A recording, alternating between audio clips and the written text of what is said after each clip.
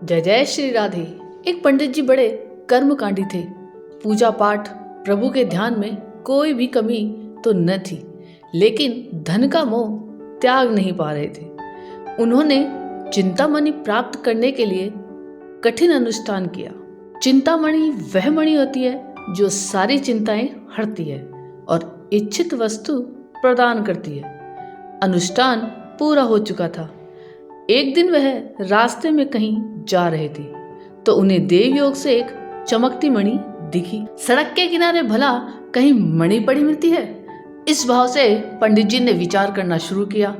विचार शुरू हुआ तो एक के बाद एक जो भी विचार आए सारे नकारात्मक आए। उन्हें लगा किसी पड़ोसी ने उनके अनुष्ठान का मजाक उड़ाने के लिए कहीं से सुंदर कांच लाकर रास्ते में रख दिया है। इसे लेने से तो समाज में परिहास हो जाएगा। उन्होंने मणि वहीं फेंक दी और नजर बचाकर निकल गए। पीछे से एक आदमी आ रहा था। उसने मणि उठा ली। पहली नजर में उसे लगा कि यह मणि है। उसके पास जो भी थोड़ी बहुत संपत्ति थी वह उसने औरों को दान कर दी और मणि लेकर वन की ओर निकल गया। वह उस मणि से अपनी पसंद का नगर बसाने की अभिलाषा लिए बढ़ रहा था। उसने अपने नगर के भवनों और उसमें उपलब्ध सुख सुविधाओं की योजना बनाई थी। इन्हीं ख्यालों में खोया वह वन को पार कर गया। उसने मणि को एक बार फिर से निहारा। अचानक उसे ख्याल आया कि जिस मणि के सहारे वह इतने सपने बुन रहा है वह असली तो है ना, कहीं कांच का टुकड़ा तो नहीं। सोचने भर की देर थी कि उसके हाथ कांपने लगे और मणि छूट कर गिरी और चूर चूर हो गई। मणि नहीं, उसके सपने चूर चूर हो गए।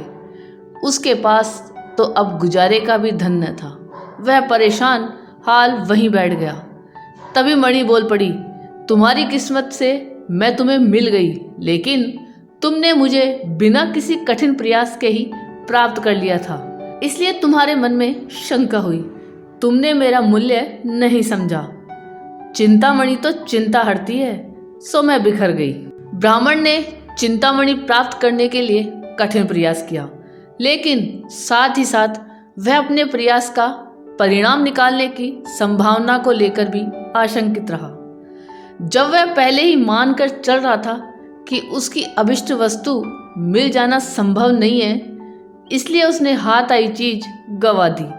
जिसे बिना प्रयास के मिली उसे संदेह हुआ कि कहीं यह रास्ते का पत्थर तो नहीं। दोनों ने किस्मत के दरवाजे अपने हाथों बंद किए। यह सही है कि बिना प्रयास के मिली वस्तु का मोल नहीं रह जाता।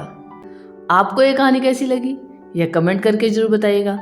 चैनल पर नए हूँ तो सब्सक्राइब जरूर कीजिएगा और वीडियो को लाइक और शेयर कीजिएगा। धन्यवाद।